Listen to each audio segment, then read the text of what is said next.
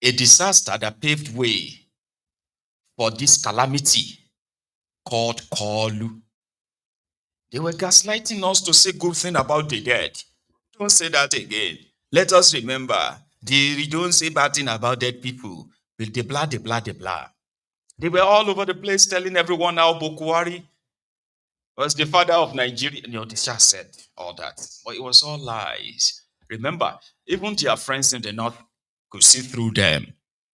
That in the last 2.5 years or thereabout, Buhari has been receiving constant heat from people like us, no doubt. It didn't start today. It didn't start 2 years ago. But from the camp of Petifnumbu, who continue to tell everybody that the reason why things are worse off in that contraption is because of Buhari, which is partly true, but not only. So Oshi-Omo-Ole seems to have stopped mourning Buhari, and he laid it bare there. And I don't know if their friends in the north are possibly watching. If they are not, maybe you should tag them. Oshi-Omo-Ole. What you will say, I got a fish now. At dinner, you have another one. So you can be very well fed even if you don't have. When our guest of honor today, easily one of the most popular, outstanding Nigeria political figures that is changing the face of the Federal Capital Territory after almost about 8 years of no governance in FCT. Years of Wike. It bears repeating that at my moment when I was abandoned, even by people I fought for and I helped get elected, Governor Wike, who had attacked, demonized, fight the way we normally do it, the way I heard Ruide say it's about fight. Yeah, I know it's a big fight too. Because by my frame, I can't survive it. But by mouth, I can say it, but let it not go beyond mouth. And Governor Wike invited me to commission one of those flyovers, particularly the one in his own, near his residence.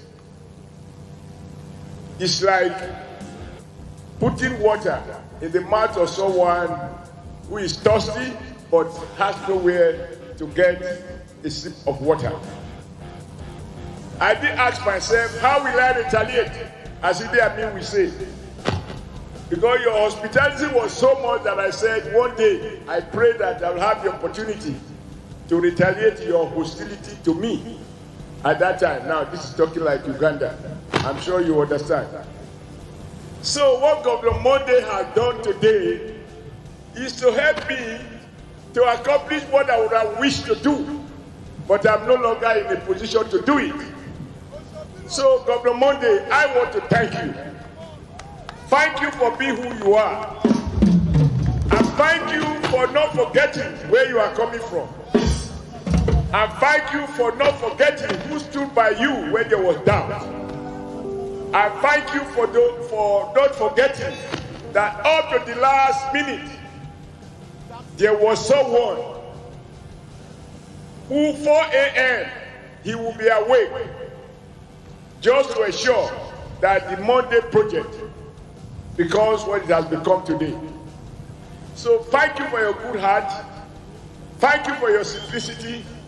Thank you for being faithful to your friends, but even much more to our state. And thank you for your sense of judgment in inviting the first person to commission a major project in Edo State. You choose to invite the one and only Governor FCT Minister of the Federal Republic of Nigeria. People, this is the moment, Your Excellency, when we must begin to put the questions. Your campaign for the re-election of our president, President Bola Ahmed Tinubu, is not through television. Your campaign is through projects such as this. Those who will board these buses in comfort and pay a fee that is not exploitative. As they pray for you, they will remember that you are an APC governor, and therefore you are the representative of the President Bola Ahmed Tinubu. Like the people will say, when you do well for our body, anything you make we do, we go do. That's how our people they take talker. And I think people have spoken to all the things you are already doing. Maybe it's too early to begin to count. Because we start counting now, by the time you are doing second year, I don't know, we need a longer calculator to be able to put out the numbers. For me, I am just excited. That is why I decided that after all. Don't worry. We've heard enough. However, as the reaction keeps, tripping in to these repeated threats, and right now that they are being more specific of the kind of threats or attacks that Obi may suffer in Edo, and they should not be held responsible. That's practically that, okay. Somebody sees through that and believes that what Okwebolo and others are doing is to put a target on Obi's back. Here is a House of Representative member from Abia State speaking on the matter. Edo State Monday Bebelo warned Peter Obi that he must obtain security clearance before he visits the state. Well, first of all, let's take it in perspective. The governor and even I think his commissioner for information alleged that there were 3 people who were stampeded to death. And if there were to be so, I join many persons of goodwill in sending our condolences to the victims of this stampede. However, it's quite unfortunate that a governor will come out in such a manner, allege a situation, and in alleging that situation, he has not put forth a credible police report, medical report, to ascertain where the incident happened, but rather went on in a campaign-style event to further incite the people, to further even the way he said it is that if Peter Obi comes to Edo State, whatever he says, he will get. That is a clear, incitement to assassination or to murder of Peter Obi. And no matter how you see it from any political perspective, the government at the national and people of goodwill, regardless of their political perspective, ought to call this governor to order, to recant what he said. You can't say that if anybody comes to your place, that whatever he says he gets. That means that you are indirectly telling your people that if Peter Obi, if they are in the purview of Peter Obi, they can assassinate Peter Obi, they can murder Peter Obi and nothing will happen. We're still in a democratic society. Peter Obi has the fundamental right to be in Edo or any other place otherwise minded, and he doesn't require the authorization of the governor to visit. We have a freedom of association as enshrined in our constitution, so it will be important, clearly important, that regardless of the partisan politics that is being played by the governor of Edo, that he cannot incite his people into believing that wherever they see Peter Obi in the vicinity of or the boundary of Edo State, that they can assassinate or murder him. Right. Well, the governor has defended his remarks, saying they were misinterpreted. Oh, well, he has no hostility. No, but if you look at the video, where he was in a campaign style, talking to his people about Peter Obi coming to Edo State, and that Peter Obi should require or should inform him before he comes, but that whatever Peter Obi says otherwise when he comes to Edo State, that whatever he gets, he gets. The governor himself was inciting the people towards assassinating or murdering Peter Obi. Well, I don't know if I'd go that far, but it's not the first time that this has happened. I mean, we saw the governor of Benue State doing something similar against Peter Obi. I mean, I think it was Dr. Sam Amadi who said that it is sounding like chief security threats rather than chief security officers from some APC states against non-APC politicians, and he called it a sort of militarization. Edo State Monday Bebelo warned Peter Obi that he must obtain.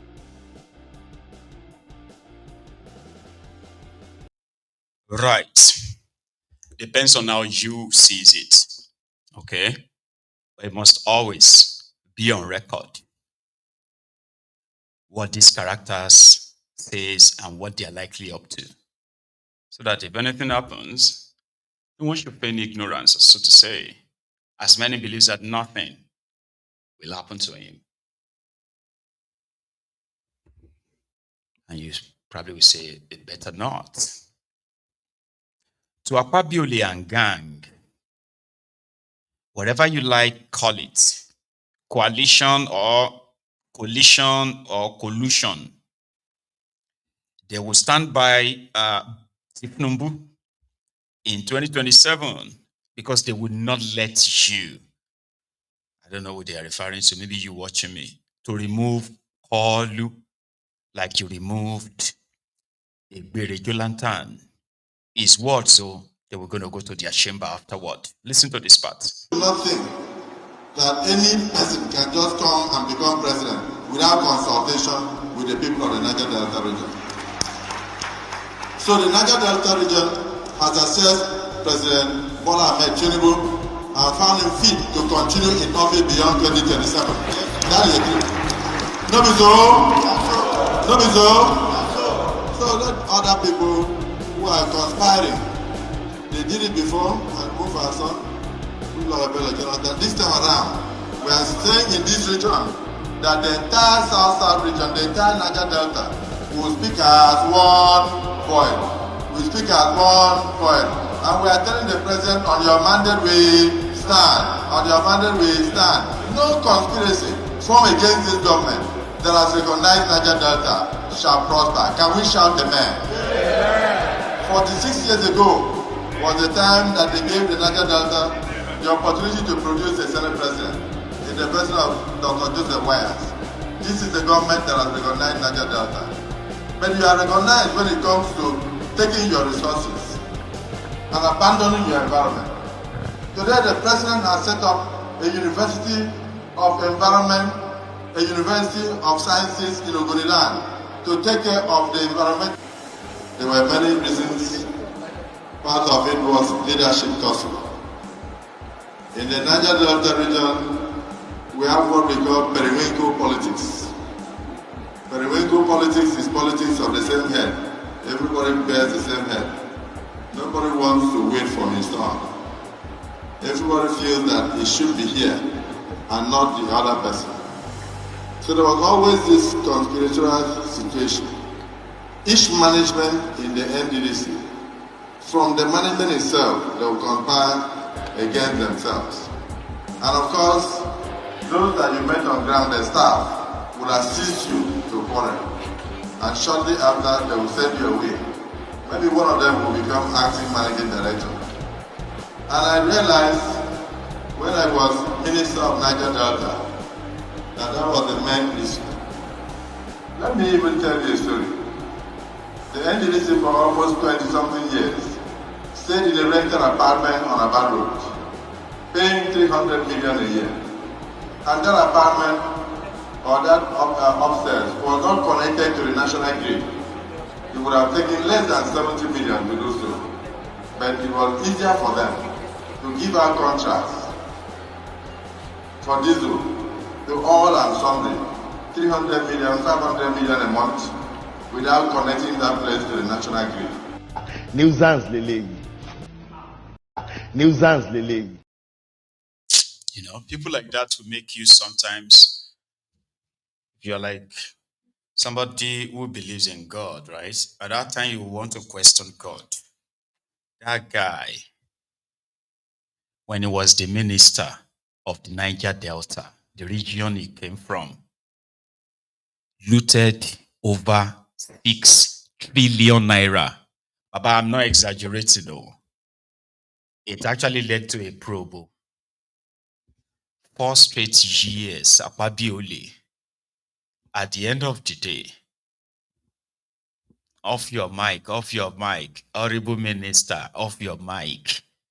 Because those who were supposed to investigate and submit their investigation, their report to indict him, they've all been bribed, except one member of that committee. She kept asking questions. She kept asking for proof, like which money? Who did you give? He said, ask your chairman. Ask your chairman. That's that with when you see Oshi-Omo-Ole, every time he's being that dubious and shady, that is when he will automatically turn to somebody who can't talk well. You'll be hearing, that one and the other one. When we come back from like that, you will barely hear what he's saying. You will think something was blocking his entire throat. You know, they were probing about missing money. 4.6 trillion naira, unaccounted for, just gone. You remember that saying? The guy who was the director of the director of accounting, that guy that fainted. That was the end of it. He got rewarded today. He's the number 3 man in Nigeria. He went back to that Niger Delta to tell them with the entire, he was minister of the place, so he was from the place. He was a governor there. From being governor, he became a senator. From being a senator, he became a minister of that region. Right? Today, he is the number 3 man, the Nigerian Senate President. I went back there, and this has been in the last 26 years. So, since the last 26 years, he's been in that system. After Obonga, Victor Atta, their first governor then, I think. Now, he went back there to tell them that on their behalf, Tinubu has done so well for them. He has established a University of Environment in Ogoniland. It's got no name. There is no University of Environment in Ogoniland. But he boldly told them there and said, well, did anybody think they can just become president of this country without consulting them? Consulting who? You are APC. Other parties are also, the people are supposed to be the one to now choose. Consult who? Consult you. You know? Protecting Tinubu is also to protect him. Oh. Don't get it wrong. Oh. If Tinubu falls, all of them are going.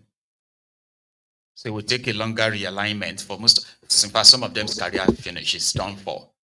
The moment Tinubu falls and all of this. But there are so many of them that will rebound and they will rejoin whatever political party that is reigning there then, because they've always been colleagues. Just going to be like a change of guard. Oshi-Omo-Ole. And he also has this phobia for social media. In their chamber today, the Nigeria Senate, so they were discussing the issue of estate creation. So a few days ago, surprisingly, I don't know, I saw it. I was even going to cover it, but I didn't see enough, stuff to use around to say, oh, maybe it's true. And what was that? Remember the conversation around the state creation that they are currently, state police, state creation, and other stuff they are doing with that their trashy 1999 Decree 24. Yeah, good. So it was then reported in some section of their media that the senators concluded on approving 12 new states. They even said the Ijebu state. Anyway, so Abdul-Ningi, the guy that got suspended for exposing the padded budget of 2023, right? That was it 2023 or 2024? February, I think. You know Abdul-Ningi? So he's part of the committee that is looking into this, their state creation, constitutional amendment, and all that. So he said, no, they had no such plan. That was an opportunity for Akpabio-Ole to jump in and said, oh, it's those social media people. Social media will break Africa if nothing is done about it. Obsession or a bit paranoia.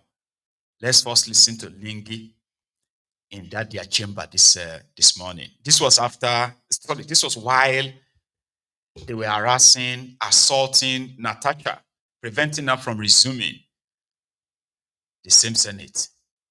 Inside the Senate chamber, Lingi first, please. I will reach.